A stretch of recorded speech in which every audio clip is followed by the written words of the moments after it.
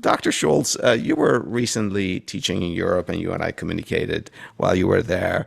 What I'm wondering is, did Europeans speak with you about what's happening in our Congress, particularly in the House of Representatives? Yeah, they did. They did. And what's interesting is that people in Europe follow what's happening in America far more intently than people in America follow what's happening in Europe. Yes, yes. Because we're still supposed to be the world leader.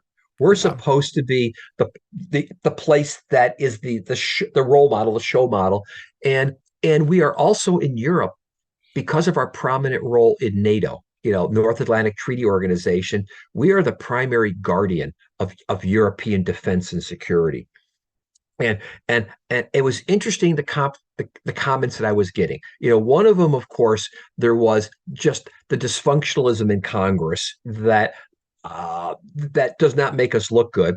And I was in Italy, and without making any type of ethnic jokes here, Italy has not been known for having the most stable politics over That's time. that's an understatement, Dr. Schultz. Yeah. Yeah, I'm thinking, what is the number? It's something like I can't remember how many different governments they've had since World War II. It's a Yeah. phenomenal number. And and they looked at us and I was there during the time we were going through one of the speakers' fights, and they said to me, "You make us look stable by comparison." But the bigger concern was when I was in Lithuania, and Uh-huh. I have faculty status at the Lithuanian Military Academy. So I'm talking to people who are concerned with European security issues. Yeah. Uh, uh, Lithuania borders on Russia, and and what they were concerned about is how the dysfunction in American politics plays out in terms of perhaps a European, if not a global security threat. Obviously, Oh, wow. they're concerned about the funding for Ukraine for the war, but they're also concerned about the fact that at a point of turmoil, if we are distracted internally, are we going to be prepared?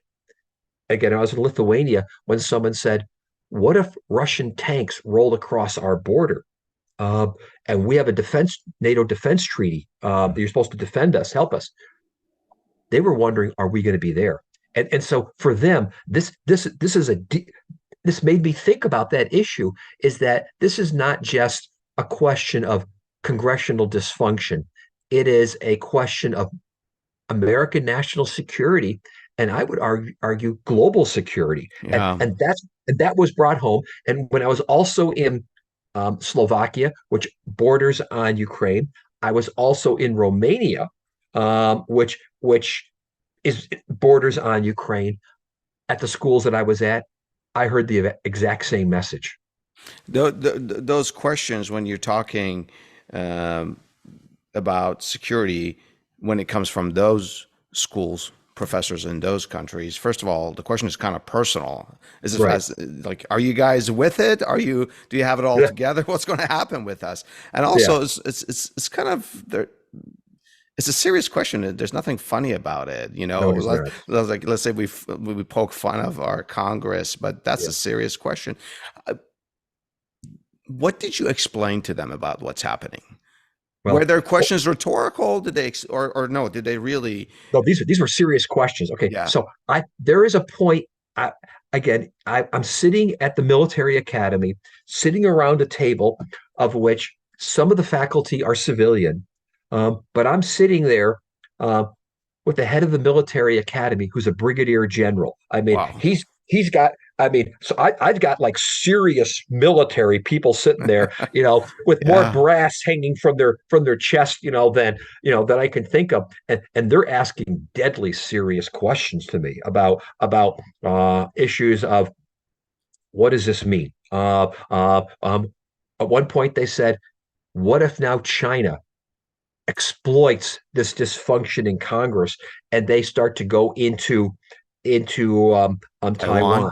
Yeah. What's going to happen?" Or I'm there when the Hamas Gaza Israeli matter is flaring up, and they're like, "All right, How is this going to distract the United States from the commitments that we have in that the U.S. has to our country? So they're very very serious about this these issues, what's happening in Congress, and they are intensely following the 2024 presidential election.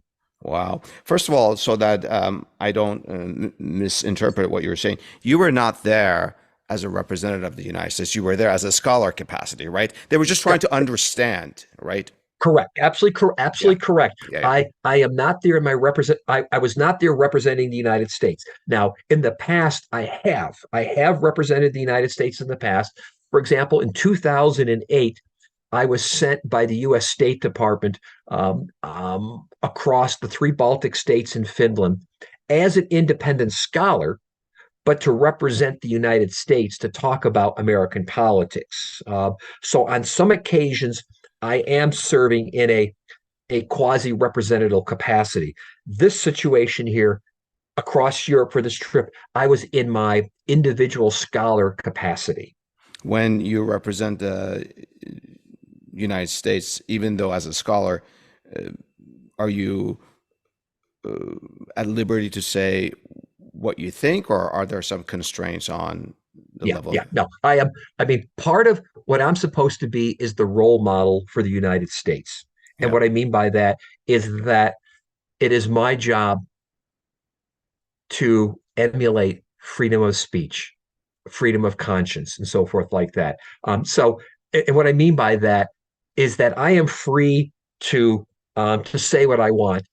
I will be honest and say, though, I certainly have to understand, that there are certain constraints, that I face. Like I will not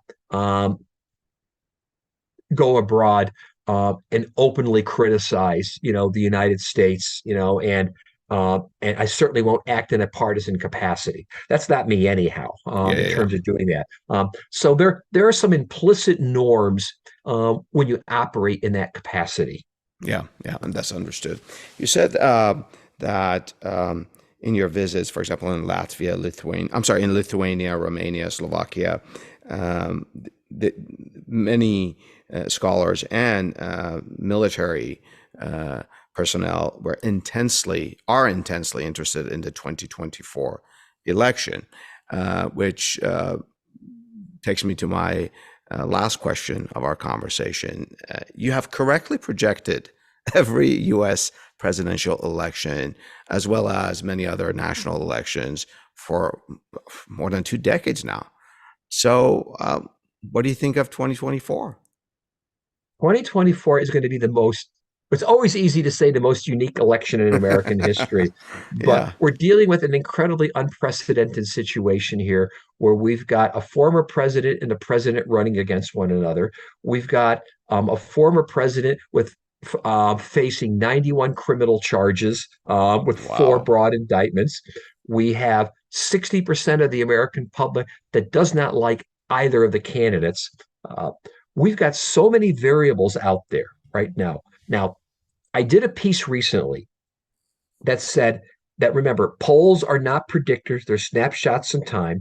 We're over a year out from the election. But if the election were held roughly about now, the election's down to about five states that really matter, the five swing states. But if you total it all up, right now, Donald Trump is probably ahead in the electoral college at this. Wow. But there are polls that indicate among swing voters a criminal conviction could change the game for some of them because we're really down to what, as I say, it's a handful of swing voters and a few swing counties in five swing states that decide the election. I think the election's down to roughly 100,000 or so voters next year Really? that are going Oh, to decide the election. wow. And then now we have new Do you variables. appreciate how crazy that statement is? I'm not saying you're wrong. I'm just saying it's just really It's crazy. crazy. It's crazy. Yeah, it is crazy. Now we have new variables out there. We've got, and it's a whole nother show for another day. We've got a guy named Robert Kennedy Jr. polling 20% in the polls. And as Yeah, we yeah. speak, Liz Cheney is thinking of entering the presidential race as an independent. And if that were to happen, we have an incredible set of variables that we haven't seen in a long time. So this is a complex one for me right now. So Come you back think to it, me. go Come ahead. back to me in a few more months when a few things settle. I can have a better picture. But this is a hard one to predict For right now. sure, for sure. I wanted to make a historical comment here and get your take. Um, as far as a former president running against a sitting president, I mean, again, Right.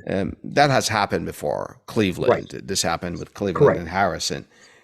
The difference is is the sort of a rancid politics and populism, Right. the criminal charges and what have you. In fact, Cleveland, in the interim 4 years that he was not president and ran against Harrison again, was sort of a model of bringing politics together, and so that part is really uh, different. Do you see vengeance as as I don't know, as a platform in I do.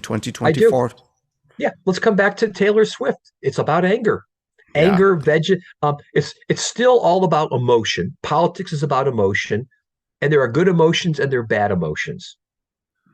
Anger and vengeance or revenge, I think, is what's driving part of this campaign for yeah. Trump. And that's unfortunate. Dr. Schultz, thank you so much for educating me and our listeners. And to our listeners, if you know of any history that could provide more perspective from the past on this subject, please share it with us and tell us what's your perspective. Thank you so much. My pleasure. Talk to you later.